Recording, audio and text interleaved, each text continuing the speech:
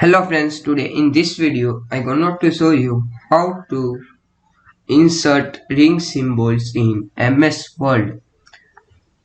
First go to insert, then go to symbols, then again go to symbols, then go to more symbols, then select this one. Here select last one, and then here character code type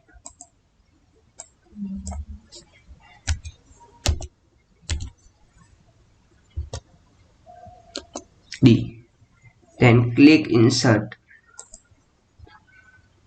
Thanks for watching. Please like, share and comment.